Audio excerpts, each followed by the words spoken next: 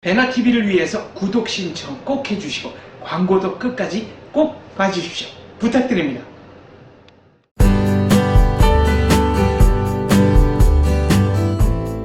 영저격수다 진행을 맡은 여명입니다. 오늘은 이렇게 로고 보이다시피 저희가 다뤄볼 주제가 전교조인데요. 이른바 기억과 진실을 향한 4.16 교과서. 세월호 참사를 다룬 교과서를 전교조가 4월 16일에 맞춰서 계기 수업을 하는 교재로 사용한다고 밝혔는데요.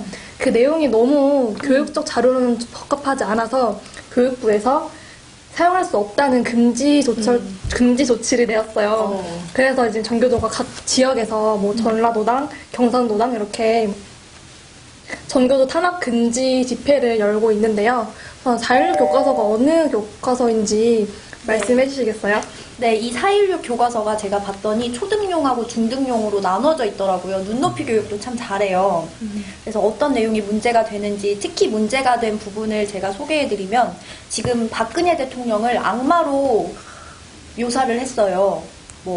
아름답던 여왕의 얼굴에서 천천히 가면이 벗겨지자 추악한 괴물의 모습이 그대로 드러났어요. 이거는 초등용 교재에 있는 얘기인데, 왜 우리나라 대통령을 이런 식으로 가타부타 말도 없이 괴물의 모습이라고 표현한 건 우선 잘못된 거고. 네, 근데 이게 동화책도 아니고 초등학생들이 이런 워딩을.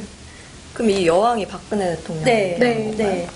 그리고 또 21페이지, 초등용 교육 21페이지에는 내가 세월호에 있었다면 배가 침몰하는 순간 어떤 것들이 생각날까요? 꼭 기억하고 싶은 소중한 일을 떠올려 봅시다. 물론 이런 거 할 수 있고 이런 생각을 해보는 건 나쁜 게 아닌데 왜 이거를 교육 자료로 학교에서 배워야 된다는 거죠. 우리는 그걸 문제 삼고 있는 거죠. 불필요한 내용이잖아요, 사실. 네. 그리고 또 79페이지에 보면은 유가족들에게 깊은 상처가 되는 말을 함부로 하기도 했습니다. 이게 공직자, 교수, 종교인, 기업인들을 언급하면서 그 사람들이 유가족분들에게 함부로 말을 했다고 하는데 사실 저는 그 반대로 알고 있거든요. 그쵸, 여명씨? 네. 이거를 밝혀도 되는지 모르겠는데 그 세월호 참사가 일어나고 한 수달 지나서 국회에서 인턴을 한 친구가 있어요. 근데 그 친구가 하는 말이 이걸 밝혀도 되는지 모르겠는데 그때 한참 유가족분들이 진상규명을 하려고 의원실에 가고 해당 지역구 안산 단원구 지역구에 가서 지역구 분들이 오셔가지고 그 의원들한테 되게 많은 것을 요구하고 또 이런 말 했어요. 갑질을 하셨대요. 또 그거를 분위기였을지 알 것 같아요. 그거를 부추긴 사람이 지금은 컷오프 됐지만 김현 의원이 그분들을 되게 막 옆에서 커피 다 갖다 주고 하면서 그걸 부추겼대요. 그분이 안산에서 출마하려고 하셨던. 네. 그렇게 작업을 했는데 결국에 김종인 대표가 컷오프 명단에 넣었죠. 근데 이게 더 신기한 거는 사람 마음이라는 것이 내 아이들이 참사를 당하고 그런 일로 이렇게 먼저 보내면은 저는 정말 시간을 전폐하고 앞으로 못 나갈 것 같거든요. 그게 잘못됐다는 것이 아니라 내 진상규명이라는 것이 된 상태에서 무언가 또 다른 음모가 있다는 것처럼 그렇게 국회에 와서 의원들을 윽박 지르고 또 하시는 모양이 정말 그 먼저 간 아이들이 바라는 것일지 그게 되게 안타까운 것 같아요.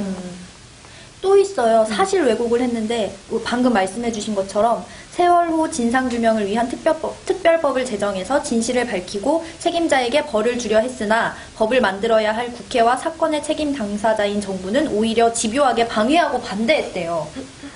책임 다 지지 않았나요? 그러니까요. 그 세모그룹에서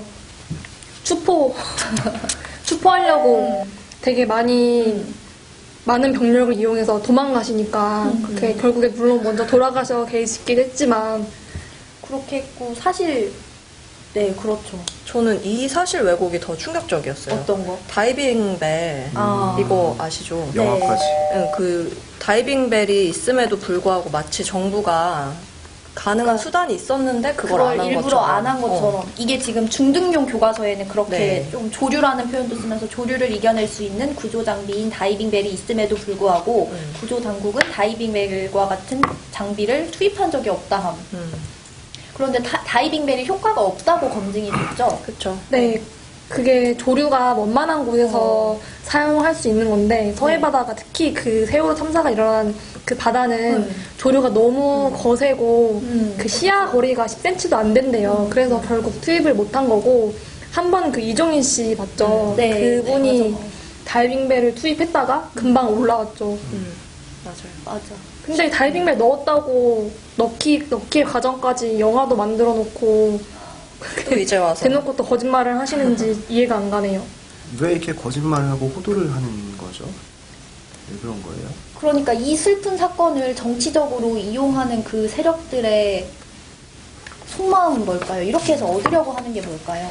이게 그냥 정권을 흔들기? 뭔가 흔들려는 제2의 좋은 광우병. 도구를 삼은 건데 이게 음모론 하잖아요. 네. 무슨 국정원이 침몰시켰다 아니면은 났는데 일부러 구하지 않았다라고 하는데 지금 사실 굳이 음모론은 제기하려면은 정부에서 제기하는 게 맞는 것 같아요. 그러게 바뀐 것 같아서. 이 교과서를 만들려고 네. 투입되는 수많은 운영되는 출판사들 아주 치밀하게 인쇄 만들어진 업체. 것 같은데. 네. 또 그 노랑 리본 배지 노랑 리본부터 워머도 있다면서요. 네, 노랑 리본 워머까지 이렇게 해서 네, 이렇게만 끼면 돼요. 이렇게 제가 그거 진짜 놀란 게 대박. 이렇게만 끼면 돼요. 그 모양대로 돼 있어서 아니, 팔아요 그거 밖에서? 예쁘긴 할 것 같은데. 같아. 그거를 2014년 겨울에 제가 강화문 광장 밤에 친구랑 팔짱 끼고 지나가다가 네.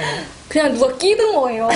저거 사진만 봐서 네, 자꾸 진짜 진짜 기획력이 장사 좋다. 잘한다라고 싶었는데 장사하고 안 할 게 따로 있지. 아무튼 이렇게 수많은 이권을 창출하고 있는 건데 과연 어디서 음모론을 제기하는 게 맞는지가 저는 생각해볼 문제인 것 같아요. 근데 저는 여기 네. 오늘 사이트를 들어가 봤어요. 정교조 네. 사이트를 네. 들어가 봤는데 그 창립 선언문을 보고 너무 깜짝 놀랐어요.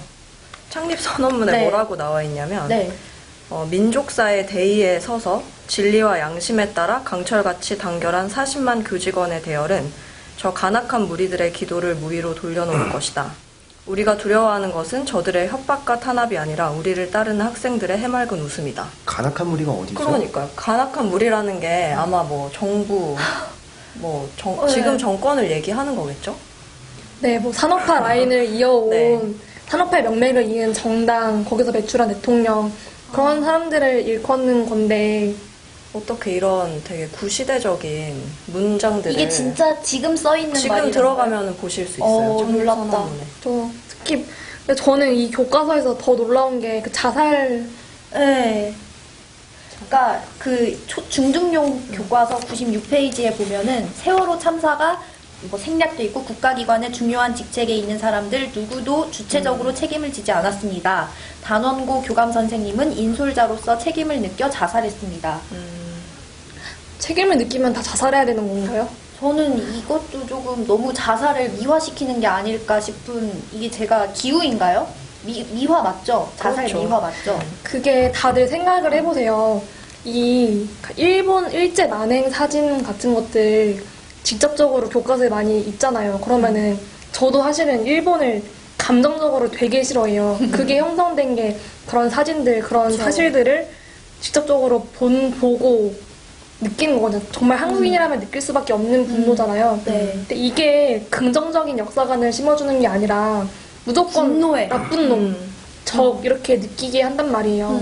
사실을 알려주는 건 좋지만 조금 더 잘한 다음에 뭐가 옳고 그른지 판단할 수 있게 한 다음에 알게 해주는 게 아닌가. 게다가 이거는 초등용, 중등용 교과서잖아요. 네. 근데 자살, 물론 사회에서 벌어지는 일이지만 책임을 느끼면 자살해야 되는구나 라고 생각할 가능성이 높죠. 그리고 이 교과서 전체가 객관적인 사실을 기술해 놓은 게 아니고 의혹이나 주장을 중심으로 되게 감성적으로 풀이를 해놨대요. 너무 교과서인데 그러면 안 되지 않나? 네. 학생들에게 그렇죠. 가르쳐야 되는 내용인데 아니면 사실들을 이렇게 짜깁기를 하거나 그런 식으로 교과서를 만들었더라고요. 근데 전교조가 이 4.16 교과서가 처음이 아니에요.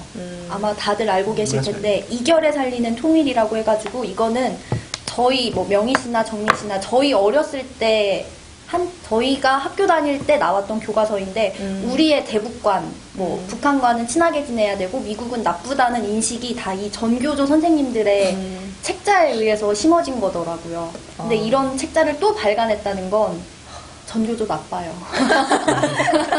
전교조 나빠요. 순 나쁜. 아니, 뭐 네. 저는 아직 뭐 자식이 있는 건 아니지만 나중에 내 자식이 진짜 이런 교과서로 학교에서 교육을 받고 왔다고 하면은 정말 슬플 것 같아요. 너 이거 어디서 배웠니? 이런 미래지향적이지 못한 전 학교 뒤집으러 갈 겁니다. 진짜 상상도 하기 싫어. 그쵸. 그래서 근데 네. 이 교과서들 사실은 뭐 이번에 국정 문제 때 그렇게 전교조가 앞장서서 학생들을 동원해서 집회를 했지만 이미 이런 2차 자료들을 만들어서 교육을 하고 있어요. 그냥 뭐 교과전 덮어라 이러면서 왜냐면 검인정 교과서도 걔네들 그분들 마음에 안 들 수 있으니까 꺼내서 그걸로 수업을 하게 하고 아니면 그냥 프린트들로 이런 것들을 복사한 프린트겠죠? 그런 걸로 수업을 한다든가 되게 네. 근데 이거에 대해서 또 전교조 대변인이 뭐라 했다고 하던데. 맞아요. 네, 그거 제가 준비를 해왔습니다. 네네. 그래도 워딩 그대로 전달해 드리는 게 좋아서 살짝 읽어드리면 그 전교조 대변인 송재혁 교사시죠. 우리 사회는 세월호 참사의 주요 원인이 침묵과 복종을 강요하는 교육사의 풍토라는 교훈을 얻었지만 정부는 참사 발생 2년이 지나도 아무런 교훈을 얻지 못한 것 같다. 이런 이제 워딩이 한번 있었고요. 그 다음에 역시 같은 대변인께서 세월호 참사의 주된 피해자는 학생과 교사였고 세월호 참사 2주년을 맞아 트라우마를 겪고 있는 학생들과 교사들을 위한 어떤 참고서를 개발할 것. 이게 이번에 나온 4.16 교과서죠. 근데 이렇게 어떤 이런 교재라든가 이런 편찬에 대한 권한이나 권리가 있나요? 정말 몰라서 제가 여쭙는 건데 교사분들한테. 그래서 이분들이 전면에 내세운 워딩이 네. 이른바 교재 편성 자율권 침범인데 이게 없는 개념이에요. 아, 그래요? 아. 이분들이 만들어낸 논리예요? 그냥 말은 되게 있어 보이잖아요. 교재 네. 편성 자율권 침범. 뭔가 억압받는 느낌이 확 드는데. 근데 그랬다면은 국정 때 그 난리를 치면서 그쵸. 의미가 없었죠. 그랬다라고 한다면. 네. 보통 교재 편성 자율권이라고 한다면 어떤 뭐 국어, 영어, 수학 같은 우리가 참고서를 학원에서 개발하고 만들듯이 검인정 체제로 그냥 만들고서는 바로 도장 찍어 나오면 누구나 그 책을 이제 편찬하고 가르칠 수 있다가 권리인데 우리 알고 계시겠지만 교사분들 같은 경우는 교재 편찬에 대한 자율권은 사실 있진 않고요. 명문화돼 있지도 않고 법률적으로 보통 이제 교육과정 편찬에 관한 이제 자율권이라고 그래서 2001년도에서 6년도 사이에 두 번 개정됐던 그 지방교육자치법에 따르면 이제 교육감, 시도 교육감님의 어떤 예산권, 그다음에 인사권에 대한 권한 그 산하로서 우리가 쉽게 알 수 있는 고등학교에서 제2 외국어를 스페인어를 가르칠까, 중국어를 가르칠까, 그 다음에 특수목적 고교에서 뭐 과학고 같은 데서 수학을 2가 아니라 수학 3까지 가르칠지 이런 거에 대한 이제 교육 과정 편찬에 대한 권한은 분명 있으시거든요. 근데 저도 이번에 4.16 교과서는 앞으로 준비하고 계신다고 하는 계기 수업 관련해서는 와, 교재를 편찬할 수 있는 권한이 있다? 그리고 그거를 방과 후에 계기 수업으로 가르친다? 근데 과거에서도 5.18 뭐 계기 수업 이런 건 있긴 있었거든요. 특정 지역을 중심으로. 약간 저도 혼란이 와요. 이런 게 있었나? 그리고 할 수 있나? 다음 스텝이 어떻게 될 것인가에 대해서는. 그렇죠. 교사한테 교재 편성 자율권이 있었다면은 작년에 국정교과서 때 왜 그렇게 그렇게 극렬하게 반대를 하셨는지 자기들이 만들면 되는 건데 그쵸. 맞아. 그래서 네. 저희는 네. 이게 만약에 혹시라도 교사들한테 편찬 자율권이 있다고 하면은 학생들한테는 그럼 그 수업을 선택할 수 있는 자율권도 동시에 보장돼야 되는 게 아닌가 싶은 생각이 들어요. 그 평등의 개념이죠. 그죠? 네. 저 그게 진짜 평등. 근데 사실 학생들은 그런 자유가 없지 않을까요? 그 학교 안에서 선생님이 사실 하라는 대로 거의 하게 되는 입장이니까. 그렇죠. 아직은 뭔가 그 아이들을 교육시켜야 할 만큼 그 친구들이 덜 성숙하거나 그렇다는 것이 아니라 어리기 때문에 그쵸. 교육을 하는 건데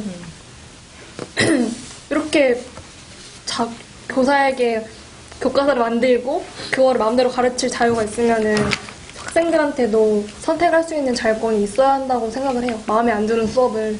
전교조분들 거부할 수 같은 경우도 결국 이제 교사분들이잖아요. 초등, 네. 중등 교원분들이신데 네. 공무원이시죠. 네. 그러면 작년 어떤 공적연금 개혁이라든가 저성과자 퇴출 관련돼 갖고 이제 경쟁이 이제 다시 시장 경제 사회에 이제 공무원분들도 마찬가지로 얘기가 나오고 있는 와중에 그분들 자체도 이제 어떤 내부 개혁이라든가 어떤 경쟁에 대해서 조금 회피하고자 학생들한테도 실제 이제 교직에서 가르칠 때 경쟁은 나쁜 것이다. 많이 평등해야 된다.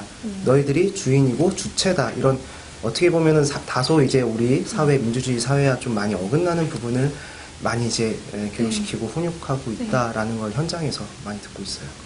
근데 되게 모순된 게 그러면서 또 자율성을 강조한다는 거예요. 그러니까 되게 코에 가면 코걸이, 귀에 가면 귀걸이 식으로 이상한 논리를 자꾸 내밀고 있고, 근데 이게 방금 저성과자 관련 문제 말씀하셨는데 네. 이게 공무원 성과금 있잖아요. 네. 이거를 작년에 어떤 일이 있었냐면은 전교조에서 일괄적으로 그거를 걷어서 재분배한 거예요. 맞아. 성과에 상관없이 평등하게. 평등하게. 사회주의네 완전. 그게 말로는 그러면 뭐 누가 소외 학생을 위한 네. 교육을 하겠느냐라는 것이 명분인데 사실은 경쟁이 두려운 거죠. 뭐 이런 얘기 조금 뭐 이렇게 편하게 좀 말씀드리면 우리나라 최고 철밥통 아닌가요? 그러니까요. 우리 교직원분들 그만큼이나 이제 사명감을 가지고 사회적으로 이렇게 스승님이라는 어떤 우리나라 유교적인 관점에서 많이 또 존중받고 존경받고 그만큼 또 우리 백년지대계를 가르치는 현장에 계신 일선 분들이시긴 한데 우리 뭐 교대도 마찬가지고 사범대도 마찬가지고 일선에 처음 이제 수업을 나가서 하시는 그 연배가 여성분들 같은 경우는 만 나이 20대 초중반, 남성분들 같은 경우는 군대 갔다 와도 20대 중후반이거든요. 만 30이 안 된 나이에 맨 처음 현직에 이제 교사로서 학생들 불과 10살 혹은 10살 차이 나는 학생들을 가르치면서 이런 어떤 이제 특정 사상이나 철학, 가치관이 많이 녹아든 부분에 대해서 편향적으로 이제 가르친다는 거는 솔직히 조금 위험스럽지 않나 이런 생각이 들어요. 어느 방향이 됐든 간에. 그런 부분은 조금 교대나 사범대 같은 내부 이제 교육 과정에서도 법치주의잖아요, 우리나라. 법적인 부분, 기본적인 헌민형, 교육법뿐만이 아니라 기본적인 법 논리, 리걸 마인드를 좀 가르치고 그 다음에 우리나라 어떤 시장 경제라든가 자본주의, 민주주의에 대한 토대를 마련됐다. 이런 거에 대한 명확한 가치관이 국가 간이 성립된 상황에서 그 이후에야 이제 현직에 우리 청년들을 가르칠 수 있지 않나라는 생각이 조심스럽게 좀 저는 갖고 있었어요. 예전부터. 이제 드러내놓고 말씀하셔도 됩니다. 간증하는 자리 같은 뭐 고해성사 온 것 같아요. 네, 아이고. 근데 네. 저는 하나 궁금한 게, 네. 그 선생님이 된 이후에 정교조에 가입을 하시고, 그 이후에 이제 본인들의 사상이 그렇게 되는 것인지, 아니면 애초에 그 구조가 어떻게 되는 건지가 궁금하더라고요.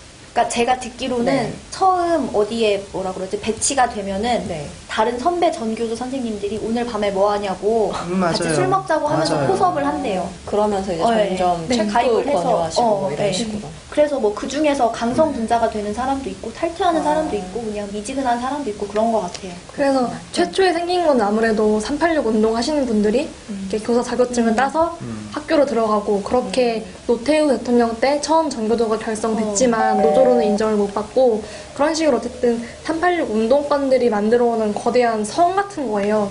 근데 이제는 많이 처음에는 운동적 성격이 강했고 또 좋은 일들도 하셨어요. 뭐 촌지 안 받기 운동, 맞아요. 그런 부분은 참교육. 80년대 굉장히 좀 호응이 있었거든요, 네. 사실. 뭐 권위주의 타파하기 이런 식으로 되게 호응이 있었고 그런 식으로 한편으로는 이념을 공고화해 갔는데 이미 지금은 저항해야 될 뭔가 거대한 정부가 있는 것도 아니고 거대한 정부가 저항해야 될 그런 세력인 것도 아니고 또 그런 독재 시절도 아닌데 똑같은 이념, 그 철진한 이념을 강요하고 있고 또 이미 거대한 이권 집권화 돼버린 거예요. 그러니까 창출되는 이익이 엄청 많은 거죠. 출판사, 학원 이런 식으로.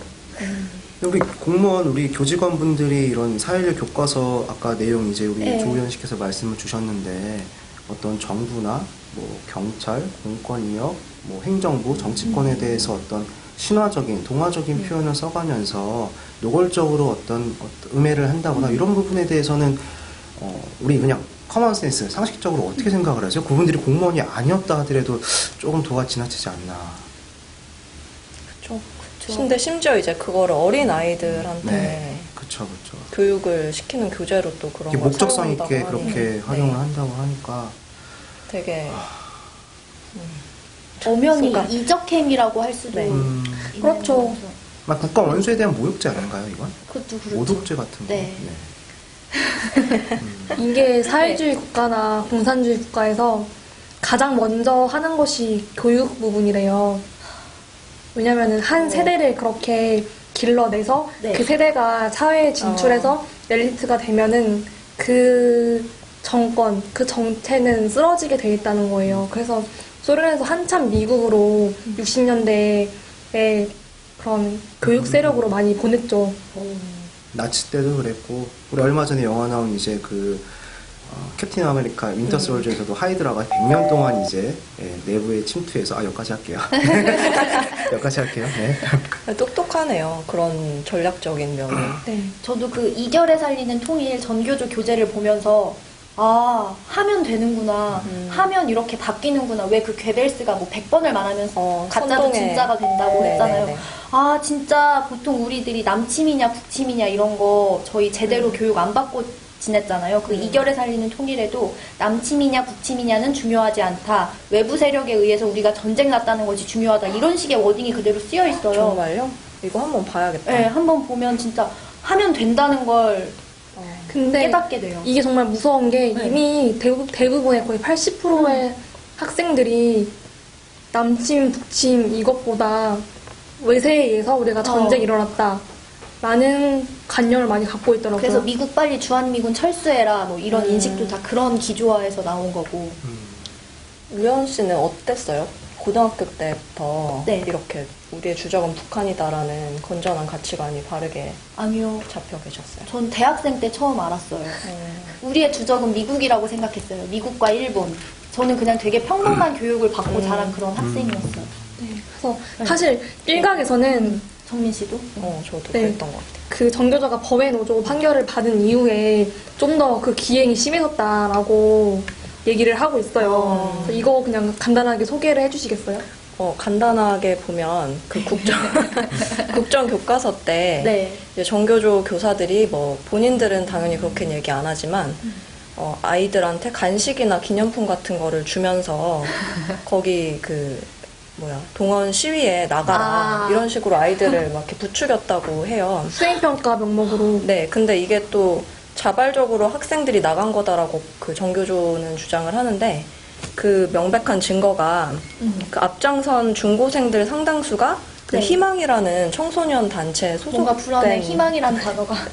그 소속된 네. 아이들이래요. 근데 그 희망이라는 단체가 어떤 단체냐면 네.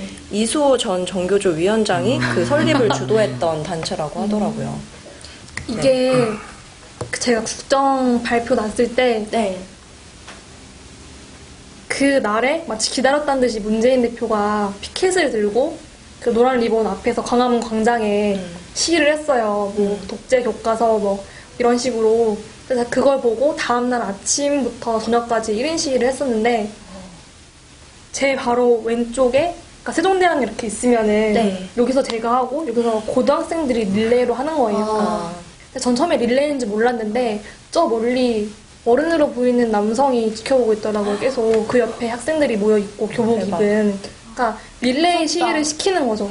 물론 그 학생들은 자발적으로 했을지 몰라요. 계속 그런 교육을 받았기 때문에 이건 나쁜 거구나라고. 우리가 나서야 된다. 그게 정의를 진짜 위한 거다. 네, 그래서 학생들 한 17명의 무리를 데리고 계속 지켜보면서 릴레이 시키고 그러더라고요. 소름 진짜 돋아. 소름 끼친다. 근데 더 웃긴 거는 지나가는 시민들 사실은 국정이 되든 안 되든 관심이 없는 분들이 60%는 된다고 생각을 해요.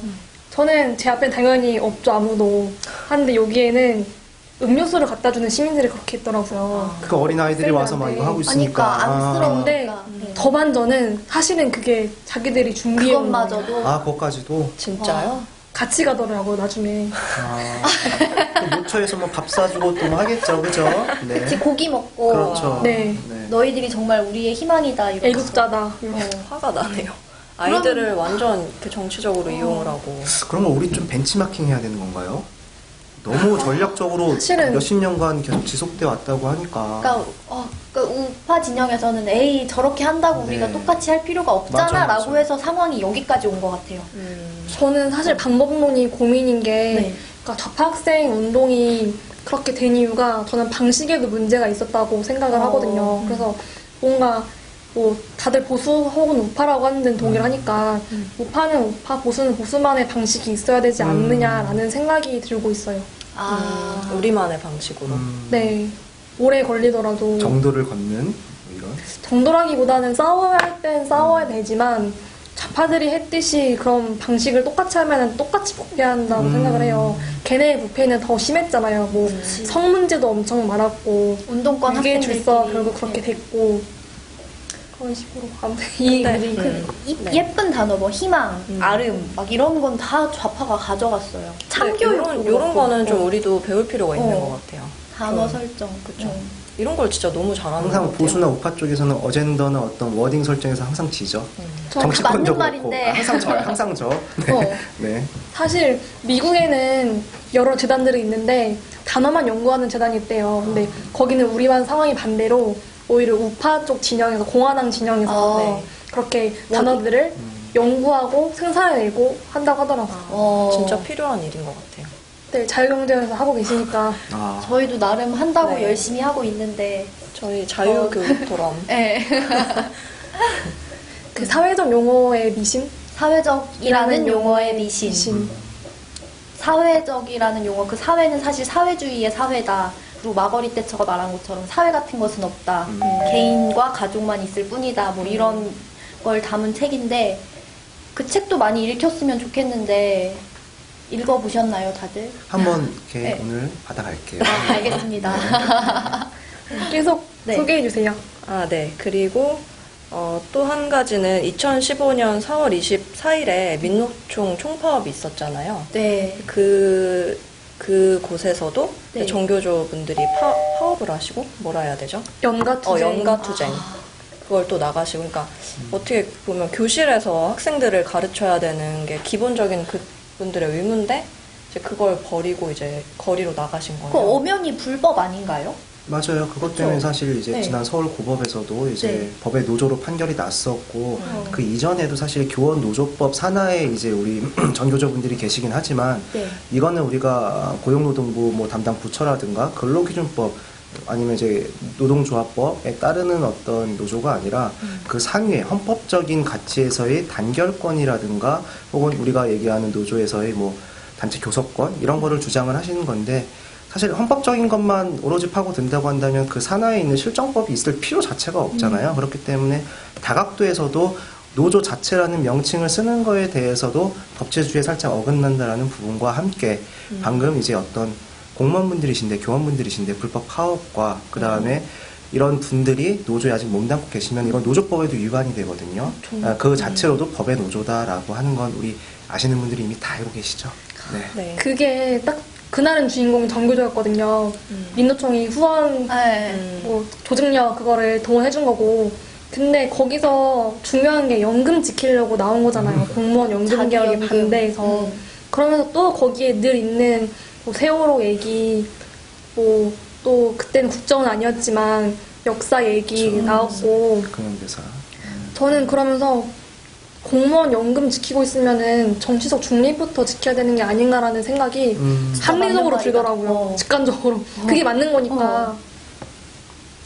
그리고 또 이분들이 법의 노조에 반대하면서 네. 대규모 파업을 하겠다고 했지만 참가자가 없어서 취소가 됐죠. 쌤품이다. 설쯤에 얘기가 나온 건데 네. 결국에는 호응도 안 좋고 파업한다면 얘네는 정말로 이걸 누가 동의하겠어요? 저 교사가 네. 지금 사실 현재 교원분들도 네. 제가 듣기로는 네. 갈팡질팡하세요. 어떡해요? 사실 이제 어떤 조직에 몸담지 않고 순수하게 어떤 교육 자체만을 위한 그리고 또 본인이 거기에 헌신하는 거에 굉장히 보람을 느끼는 교사분들이 거의 절대 다수세요, 사실. 근데 이런 분들 같은 경우도 우리 전교조가 있다고 한다면 이제 교총이라는 단체가 있잖아요. 정말 교사분들 본인과 주위의 복지 혜택이나 권익을 위한 심지어 이 두 단체에도 안 들어가시는 분들이 가장 많고 그 다음이 교총 가입하신 분들 전교조는 이제 굳이 따지자면 한 번, 두 번, 세 번째긴 한데 거기 내부에서도 워낙 어떤 강경 노선이라든가 반정부적인 시위 이런 것 때문에 내가 가지고 있는 가치관이나 어떤 교육에 대한 철학은 이게 아니었는데 내가 이러려고 학생들 가르치고 헌신하는 교사가 되려는 게 아니었는데 라는 생각 때문에 현장에서는 솔직히 호응이 많이 없어요. 그런가요? 네, 정말 그래요. 네. 오히려 그럼 우리가 소수의 분들이 네, 우리가 그나마 교육면보다 다행이네요. 이제 사회면에서 많이 볼 수 있는 이유가 그거예요. 기사를. 네. 근데 그 네. 우연 씨 네. 그 고등학교 때 네. 그 사례 하나만 얘기해 주시면 안 돼요? 저 뭐 고등학교 1학년 네. 때 선생님이 전교조 선생님이었어요. 근데 그때는 잘 몰랐는데 막 교실에 전쟁은 싫어요, 막 평화가 좋아요 이런 거 써 있고 저희 반 그분이 사람 냄새였어요. 아. 얼마나 좋아요. 근데 이제 나중에 노래 깨달은 제목도 거죠. 있잖아요. 사람 저는 나중에, 어릴 때 나중에. 그분이 그거였는데 지금 공부하는 그 성적에 따라 가는 대학에 따라 이제 미래의 배우자 얼굴이 달라진다 뭐 이런 거. 그게 그래요? 그게 막 언젠데 네네, 90년대인 것 같아요. 네. 그게 되게 일찍이 있었던 그분이구나. 네네. 아직도 저희 있어요? 때도 유행했었는데. 그렇구나. 네. 저는 고등학교 제가 고3일 때가 딱 네. 광우병 촛불 파동이 있던 2008년이었어요. 네. 근데 교무실 내려갈 때마다 거의 저희는 국공립이어가지고 다 거의 90%가 전교조 소속이었어요. 물론 좋은 분들도 되게 많았지만 저희 담임 선생님도 되게 좋은 선생님이었어요. 네, 사실 저는 좋은 선생님들밖에 못 만나가지고 전교조가 나쁜 건 알았지만 이분들이 그냥 단체의 그거에만 따르고 계시구나라고 느꼈는데 그 똑똑하다, 교무실에 그래도. 그러니까요. 전교조가 나쁜 건지도 전 나도. 몰랐어요. 고등학교 때는. 교무실 내려갔는데 그 책상 위에 하나같이 그 광우병 X라는 책가 꽂혀 있더라고요. 더워서 쓰시려고 했나 보다. 그래서 국어 선생님은 딱 그 시 읽어주시다가 네. 너희들도 촛불이 아니라 횃불을 들고 나가야 될 수도 어머. 있다고 그렇게 말씀하시고 근데 그분들은 광우병 그 미국 소를 먹으면 진짜 광우병이 걸린다고 생각해서 그러신 거겠죠? 거짓말 저는 아니겠지? 그게 의문이에요. 저보다 훨씬 많이 배우시고 경험하신 분들인데 그 당시 선동에 이제 전반에 섰던 네. 많은 공인분들이 지금은 다 잠잠하시죠. 네. 그러니까 속으셨던 거죠 그분들도. 속았던 건가? 아니면 알고 그런 건가? 차라리 속은 게 낫지 알고 그랬다고 하면 너무 슬프니까 네. 그러니까 그쵸. 일부가 속여가지고 다 속은 네. 거야. 아까 하신 말처럼 네. 이적 아니냐고 하셨는데 네. 저는 교사가 종북 인사면 그거는 이적도 아니고 여적죄라고 생각을 해요. 교사니까 다름 아닌 한 사람이 한 학당 요즘은 30명도 안 된다고 맞아요. 하지만 막 20명대도 있고 반도 초등학교 같은 경우는 한 반에 6반, 7반이 거의 끝이에요. 어쨌든 20, 30명을 그렇게 교육을 시키는 거니까 문제가 있다고 생각을 합니다. 그리고 저 또 한 분 전교조 선생님이 있었는데, 그러니까 전교조라는 단체가 있는 건 알았는데 그게 네. 나쁘다 뭐다 그런 개념이 저는 없었어요. 근데 뭐 저희 그 축제 때 뭐, 그러니까 제가 얘기가 좀 긴데 제가 키가 작아요. 저도요. 키가 작은데 170 이상인 친구들이 모여가지고 패션 동아리를 만든 거예요. 근데 거기에 이제 키 작은 어떤 애들이 화가 나서 우리도 만들자 해가지고 너도 들어올래 해서 그래 하고 이제 우리도 패션쇼, 작은 애들끼리 패션쇼를 하겠다고 모였는데 우리는 정식 동아리가 아니라서 뭐 옷을 만들 공간이 없는 거예요. 그래서 막 어떡하지 하고 있는데 그 전교조 선생님이 너네 무슨 고민이 있니? 그래서 저희도 패션쇼를 하려고 하는데 뭐 동아리가 아니라서 공간이 없어요. 이랬더니 그러면 내가 사무실 하나 내줄게 해서 갔던 데가 전교조 부여지부 사무실이었어요. 그래서 맨날 야자 안 하고 이제 수업 끝나고 거기 가서 옷을 만들고 막 그랬던 기억이 있어요. 얼마나 선생님이 아이들의 목소리에 귀를 기울여주고 이렇게 근데 뭐 도움을 주신 별다른 거잖아요. 그런 건 따로 없었어요? 네, 별다른 그런 거 다행이다. 없었는데 또 기억이 나는 거는 그 선생님과 교장 선생님이 굉장히 상극이었어요. 교장 선생님은 굉장히 원리 하셨구나. 원칙에 충실하고 학생들 엄하게 다루고 그런 선생님이었고 전교조 선생님은 우리 아이들 자유롭게 풀어줘야죠. 늘 웃고 학생 인권. 그냥 학생 인권을 존중하는 그런 선생님이었는데 두 분 다 우리 학교를 동시에 떠나게 된 거예요. 그래서 뭐 마지막 무슨 인사? 퇴임사? 굿바이 인사하잖아요. 그걸 하는데 막 전교조 선생님이 앞에서 마이크를 들고 되게 감성적으로 뭐 같이 과학실에서 라면 끓여 먹었던 누구 너무 기억이 난다 뭐 그런 것들 뭐 같이 뭐 어디 뭐 산에 가서 뭘 했던 기억 정말 너무 뭐 많이 생각날 것 같아 이런 식의 감성적인 표현을 하고 막 굉장히 막 아이들도 모두 다 숙연해진 상태에서 내려갔어. 근데 교장 선생님이 올라와서 누가 과학실에서 라면을 끓여 먹으라고 했어! 화를 내는데 우리 다 학생들 어떻게 생각하겠어? 뭐야 교장 선생님 왜 저래? 왜 저래? 막 이러셨는데 지금 생각해보면 교장 선생님은 전교조 선생님이 싫었던 거야. 그래도 전략적으로 좀 자기는 아니까. 밀리셨네. 다 아니까 그러셨던 건데 너무 그건 애들한테 한 얘기는 아니었던 거야. 한번 참 먹여서 그죠? 근데 네, 이제 맞아. 지금 생각해보면 교장 선생님이 가시는 날까지. 그 전교조가 너무 싫고 그렇게 하는 것도 너무 싫고 그런 식으로 애들이 선동하는 것도 너무 싫었던 거야. 그래서 하실 수 있는 거라고는 나와서 소리 지르는 거밖에 없었던 거예요. 슬퍼. 근데 이제 학생 입장에서는 뭐야 왜 저래 끝까지 진짜 교장 선생님 진짜 너무한다 하고 말았는데 이제 나중에 저는 교장 선생님이 가시고 난 다음에 교장 선생님의 그 마음을 느꼈죠. 아 교장 선생님이 있어서 이 학교가 이렇게 뭔가 규율이 잡히고 뭐가 됐었구나. 그리고 이제 또 나중에 전교조와 뭐 그런 갈등의 고리는 깨달은 지 얼마 안 됐어요. 한 5, 6년 됐어요. 오래됐네요. 그때 그렇게 됐구나.